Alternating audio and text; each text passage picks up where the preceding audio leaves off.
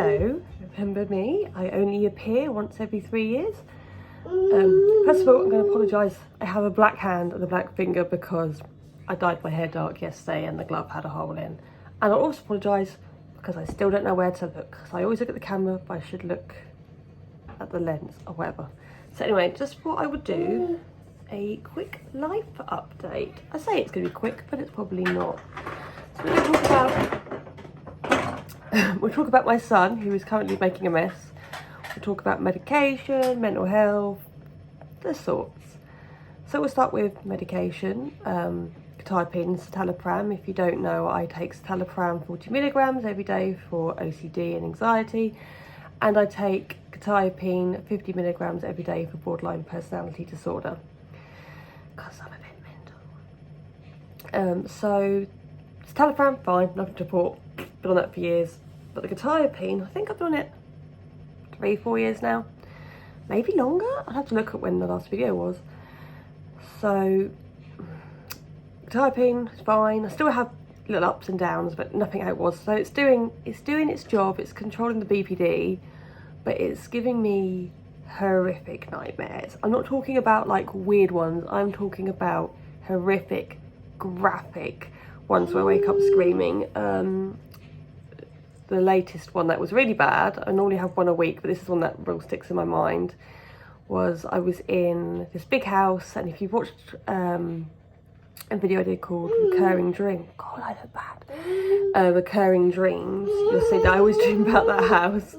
Sorry, my boy's excited. Yeah, so I was in the house and I took people in there in this dream that I shouldn't do, and when I came out there were these Victorian women with all like the big Victorian dresses and black and white face paint, and one of them picked up Björn and just started smacking him against a wall until he died, and I woke up pretty much screaming. So that was the point where I was like, I can't do this anymore. I'm scared to go to sleep. So I contacted my doctor, who then has to contact the psychiatrist.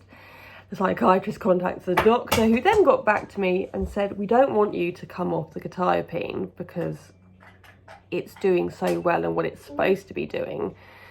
So they suggested I take it in the day instead, because I always take it at night because it has like some sort of sedative in it, so it makes me I'm always really tired because of it. So I could have a full night's sleep and it would feel like I haven't slept for days because it's just the tablet, which is fine. But in the day, so I start taking it in the day and I'll just fall asleep sitting there. Like I'll just sit there and be like, after about an hour and a bit, it starts working.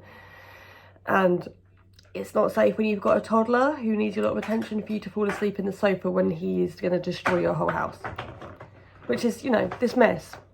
This is me that's done this, but I'd say, imagine it worse.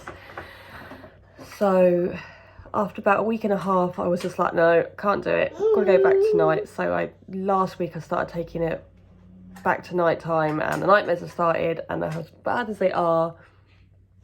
I have to remember that they are nightmares. They're not real, and I'd rather take the nightmares than being suicidal. So I mean, I have asked her to have a medication, but they don't want to take me off that. And then I found out that I need to have my cholesterol checked because of it. So never told that. My husband was like, why didn't you read the leaflet? But no one reads the leaflet. Who's got time to read that leaflet? You know, I'm not going to Google it because it'll probably say that I've got cancer and I'm going to die. So anyway, so back on quetiapine. Oh, I know, I've got hay fever already and it's only February. Okay, so quetiapine as it was.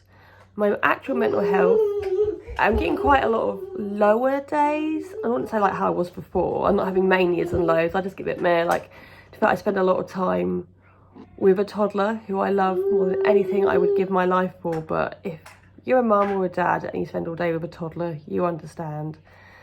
So I'm taking them to toddler groups stuff just so I can go out and be with people, because I work, but I don't work until the evening, and then when my husband comes home we do the swap. So, but apart from that, mental health's pretty good. So now we're going to talk about Björn, who is there. He's 2.5. Can you believe that? He's 2.5. That's fucking crazy for me. It's gone the quickest 2.5 years. I'm going to be 35 this year, so my life is just flying by. And like, having a child makes your life fly by even faster. You know I don't edit. So Bien, as you can hear, he makes those noises. And I'm currently waiting to have him tested for autism. So I knew. I just know, like, mother's instinct, and I keep saying something's not right. So everyone's like, you're first time mum, you worry, and I was like, yeah, maybe. But I have a friend who's got an autistic girl. She is an incredible mother, absolutely incredible. Shout out to you, Laura, if you're watching.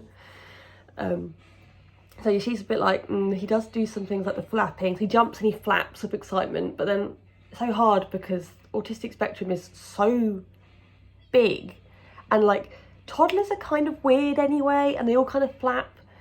So that was a little bit that concerned me. But the thing that real kind of triggered my, I think he might be, is a lot of autistic kids start to talk and then they regress, which happens. So he hit all his milestones. He walked when he should do. Like, I like saying should and milestones, but every child is different.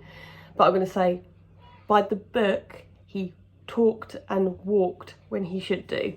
So he started saying mama, dada, nana, rara, who's my sister, like num num for food, like going fine, waving, copying, walking, perfect. And then over Christmas of 2020, so this is hard because they're not sure if it could be autism, just bien, or because of COVID isolation, children not doing well with it. So the talking stopped. Everything. Every couple of days. Went from mama, dada, papa, but whatever, to nothing. To making the sounds you can hear now. And everyone was all like, oh, it's just lockdown. And then we've been out of that lockdown for over a year, that Christmas one of 2020, because it's now 2022, still nothing. Okay, so in a year, I've had the word red. Hello, baby! I've had the word red and mama once and nana, and it has been like 6 months between them. Wait, can really help him. Do you want that, darling? Let me get it out for you, thank you. So, I kept not harassing, like the health visitors, and health visitors are incredible, I'm not criticising them, but that they're very backed up because of all these children they couldn't see during lockdown. So, but I kept harassing them, saying like, it's not right, and they were like, he's young, so I was like, okay, Googlings, but Googling is bad. Do not Google symptoms of autism with a child, because you will find your child, even if they're normal, have an autistic trait. And so the speech thing was that you're very noisy. The speech thing and these noises was the first thing. Second thing is he doesn't play like the other children at playgroup, which is fine, that's how he plays. They they'll get a baby and they'll pretend to feed it a bottle and they'll interact kind of with each other. Bien doesn't want anyone around him, which is fine. Like, he might be like his dad, who is very introverted, unlike me, he's very extroverted. So, but he likes to sort. Bien's favourite thing is to sort. He'll do the same thing. He could do it like 60 times in a row and he won't get bored of it. Well, most kids are like, I'm bored of that now, done. Like, he's sorting now. He's sorting his shapes, and he will do this for ages, and we will read the same book over and over again. And like, that's fine. This is Bien. This is the child I love and I would give my life for. But the only reason I want to know if he's autistic is yes, he's flapping there, is to make his life easier. Like, I think if he's on the spectrum, I think he's just on it because he's got full understanding, he's got eye contact, you can ask him to go get your coat and shoes and he'll do it. I mean, like, he might just be that he's a boy and he's very lazy and he's got very selective hearing, and both me and my husband are extremely stubborn. So I think a lot of it is that. But he's just, it sounds, I hate saying this, in a minute, darling, but he is not like the other children, which, like I said, is fine, but you will notice when you're around people who have other children.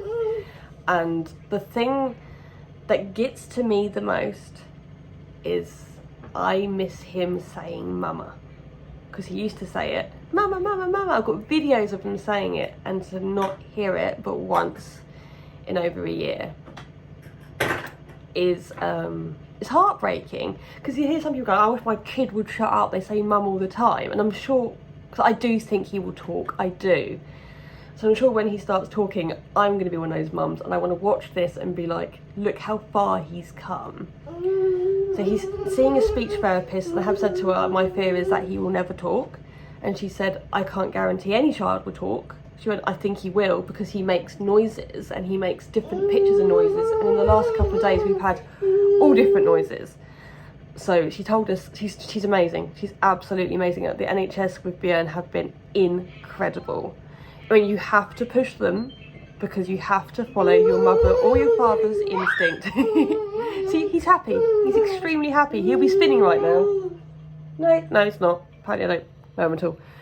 But anyway, so she said, what you got to do is we've got to like break down words so they're as simple as possible. Saying, do you want more of this? It's more, help, please. And we're teaching him Makaton so he can do please. But his version is this, please, please, please. And he's now learnt more. But he goes more. So it's more, please, more, please. So he knows, because I'm determined to get him to communicate, because he can't, he gets so angry, like so angry, and then like takes it out on me, and like, because I don't know, he's also like, you're my mum, you should know. But we're getting there, and I am so proud of my son, and I will raise him that he has no limitations in life whatsoever. I mean, at the moment, let's face it, he's not going to be a public speaker, but I believe that he will talk, and I believe that he will drive me mad when he talks. But he's incredible. He's like, in other ways, he's incredible. He's so much more advanced than other children in ways of numbers. Like, you can give him numbers 1 to 10 and you can mix them all up, and he knows how to count to 10. He knows the alphabet, he just can't say it.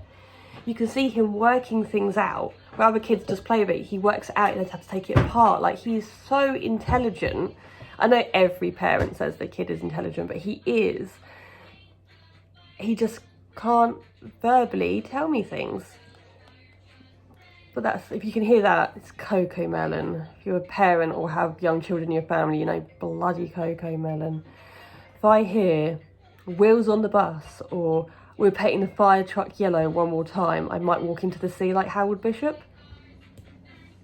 Anyway, so that's pretty much my life update. We're just now waiting for paediatrician to see Björn. That's going to be 18 weeks.